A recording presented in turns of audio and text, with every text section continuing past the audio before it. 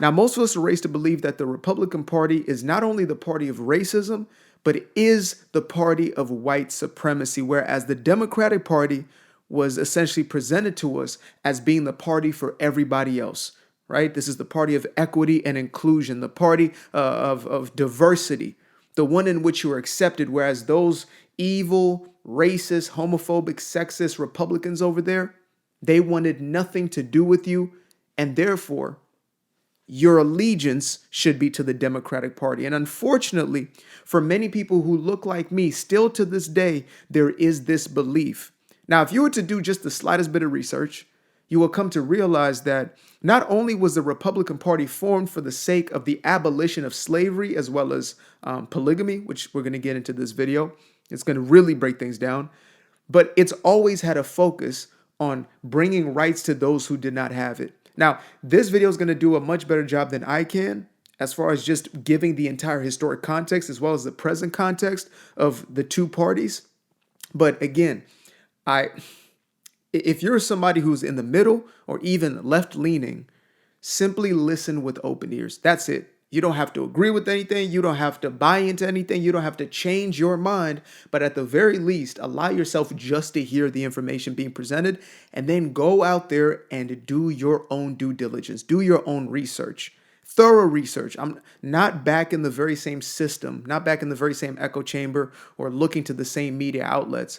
Go and look at actual history. I mean, whether it's going to a library and reading, which many people are not going to do, but there are plenty of websites that are archives of accurate history, as opposed to opinion pieces that you would find, in a multitude of forms, mostly being the mass media machine. But that being said, let's get into a video titled "The Inconvenient Truth About the Republican Party."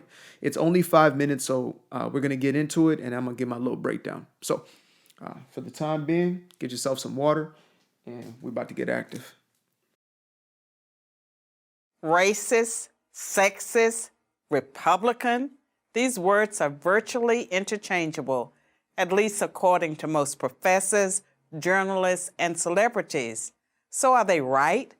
Let's take a look at history. The Republican Party was created in 1854. The first Republican Party platform, adopted at the party's first national convention in 1856, promised to defeat, quote, those twin relics of barbarism, polygamy, and slavery. Those twin relics were spreading into the Western territories. Republicans feared that as those territories became states, polygamy and slavery might become permanent parts of American life. Polygamy, the marriage of one man to multiple women, devalued women and made them a kind of property. Now, my pops and I actually got into a conversation because I did watch this over the first time and then second time with my pops. And, he was just giving me insight as far as how the end of polygamy has been a revolutionary act for women, right? It has brought rights to women, even just the social perspective on the value of women has changed simply because of the eradication of polygamy. And he was telling me how back in the day, polygamy used to be used as a means of control, right? We were born in a country by the name of Zimbabwe, Southern Africa. And, this was a norm. In the generation right before him, it was normal for a man to have multiple wives and, essentially to really mistreat them, to treat them as lesser than. And unfortunately, there's still many cultural norms where this is the case, but yet the Republican Party was formed to eradicate these two systems, understanding that slavery dehumanized and polygamy dehumanized. Slavery, of course, did the same to blacks, literally. The Democrats were so opposed to the Republicans and their anti-slavery stance that in 1860, just 6 weeks after the election of the first Republican president, Abraham Lincoln, South Carolina, a state dominated by Democrats, voted to secede from the Union. The Civil War that followed was the bloodiest. They were so grieved by the audacity of the Republicans' mission to abolish slavery that they left these United States. And it's ironic because you hear tales, stories in the ether about different states who are looking to oppose, where the country is going. The entire making of America, or making America great again movement, they're opposing that. They don't want the traditional values being instilled. They don't want, family being prioritized and, God forbid, us protecting our children. They don't want that. They're not interested. And I wouldn't be surprised if, Gavin Newsom is the governor of California. He would gladly want to secede from the rest of the United States. The way in which this man talks, I mean, there's been the latest little ploy that he's put out, where he's pretending that he actually genuinely wants the best for, DJT and this next administration. But in reality, there are states right now that would rather secede. And to be honest with you, I wouldn't see it as such a terrible thing. Allow the Marxist communists to have their place, and allow those who believe in, a free market and a true capitalistic system, not crony capitalism, which government has been a part of creating, but allow us to have that and, let the two sides fare for themselves and see which one works. Simple as that. Bloodiest war in U.S. history. It led to the passage by Republicans of the 13th Amendment, which freed the slaves, the 14th Amendment, which gave them citizenship, and the 15th Amendment, which gave them the vote. In 1870, the first black senator and the first black congressman were sworn in, both Republicans. In fact, every black representative in the House until 1935 was a Republican, and every black senator until 1979 was too. For that matter, the first female member of Congress was a Republican. The first Hispanic governor and senator were Republicans. The first Asian senator, you get the idea. Republicans also kept their pledge to defend women's rights. In 1862, the Morrill Anti-Bigamy Act was passed by the Republican-controlled Congress to put an end to polygamy. In 1920, after 52 years of Democratic Party opposition, the 19th Amendment was ratified thanks to the Republican Congress, which pressured Democratic President Woodrow Wilson to drop his opposition to women's rights.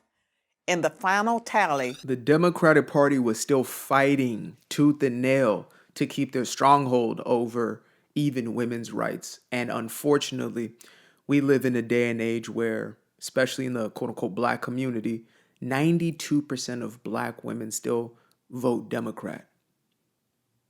Now, many people think that these numbers are exaggerated by the lying media, as per usual, but I actually don't doubt it. As far as what I've seen, I lost 1,500 followers on my Instagram. I think it was between November 4th and November 6th-ish, 7th-ish. Because of a little satirical video that I put out, but obviously showed that I was not going to be voting for Queen Cackles. And that led to this, huge outbreak, and people were showing their true colors. I built a lot of my platform off of relationship-based content, etc.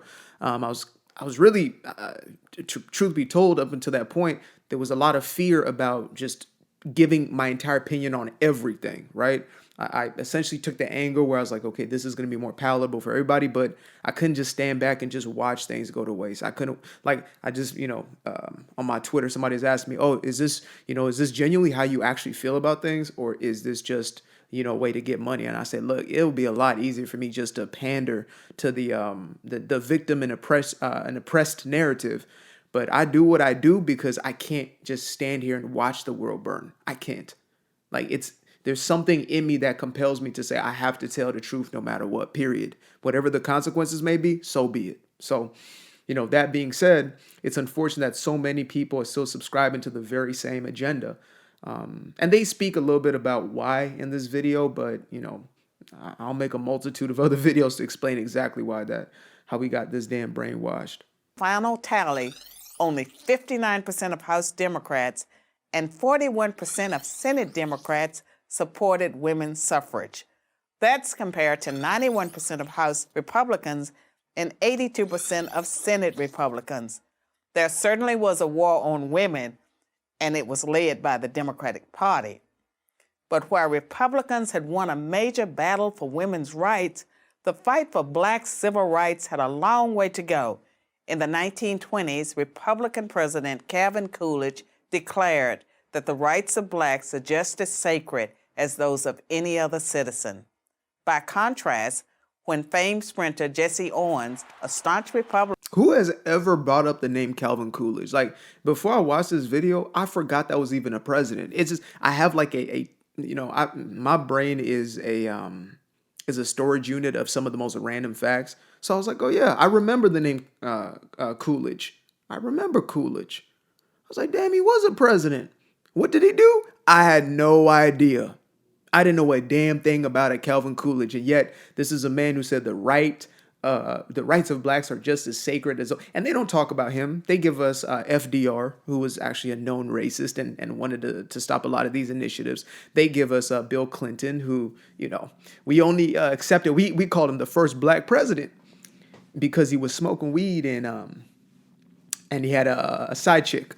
It's crazy, crazy. when famed sprinter Jesse Owens, a staunch Republican, won 4 gold medals at the 1936 Berlin Olympics, he was snubbed by Democratic President Franklin Roosevelt. Roosevelt only invited white Olympians to the White House. 2 decades later, it was a Republican president, Dwight Eisenhower, who sent the 101st Airborne Division to escort black students into Little Rock Central High when Arkansas Governor Orville Forbes, a Democrat, refused to honor a court order to integrate the state's public schools. The Civil Rights Act of 1960, which outlawed poll taxes and other racist measures meant to keep blacks from voting, was filibustered by 18 Democrats for 125 hours. Not one Republican senator opposed the bill. Its follow-up bill, the Civil Rights Act of 1964, is one of the landmark pieces of legislation in American history. That, too, survived a filibuster by Democrats thanks to overwhelming Republican support. But you might be thinking, all that's in the past. What have Republicans done for women and blacks lately? The answer you'd hear from professors, journalists, and celebrities is not much. And this time they'd be right. They'd be right because the Republican Party treats blacks and women as it treats everyone, as equals. The Democratic Party never has, and it still doesn't. Today's Democrats treat blacks and women as victims who aren't capable of succeeding on their own. And this is my closing statement with every single message. Anybody who is willing to tell you that you do not have personal agency, that you have no control over your life, is looking to control you.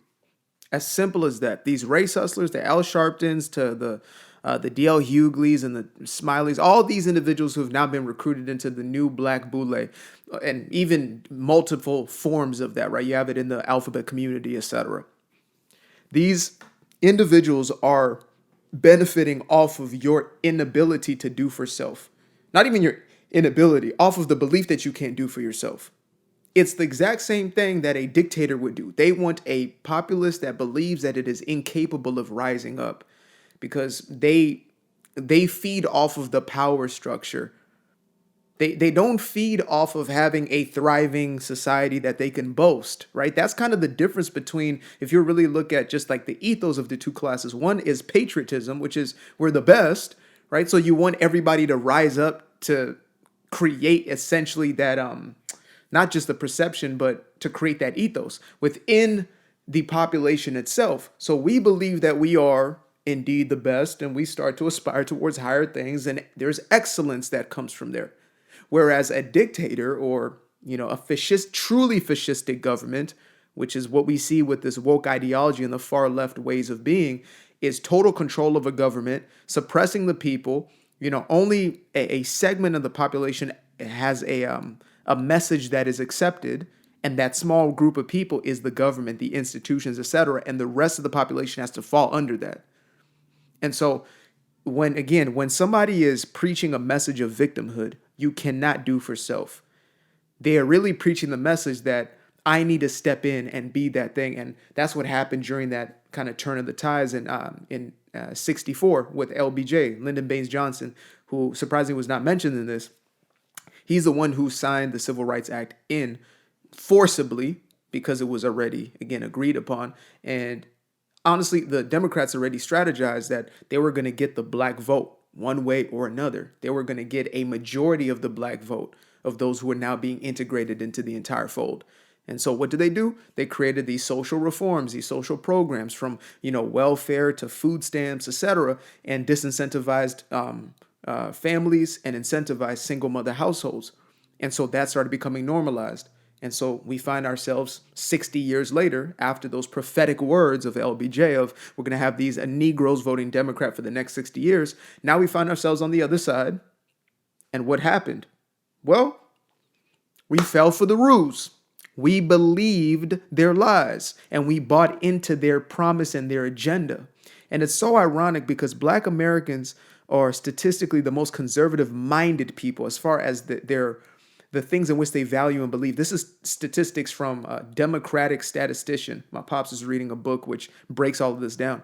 A guy who actually did the research believing he was going to find why black folks gravitate to Democrats is such a positive thing, only to realize that they're most conservative belief systems, but yet they vote in opposition of their very own beliefs. And again, that comes from social conditioning. It comes from programming. And we have to educate ourselves in this way in order to free ourselves. Because when it all is said and done, at an individual level, we want to aspire towards excellence, our highest ideal, greatest self, right? Your best version, your best you. You can't do that while also living as oppressed victim. The two things don't match. So if this was something that you were digging, then I can dig it. I appreciate you guys for watching. Until the next time, peace. The truth is, this is just a new kind of contempt. So there is a party with a long history of racism and sexism, but it ain't the Republicans. I'm Carol Swain for Prager University. Thanks for watching. To keep our videos free, click here.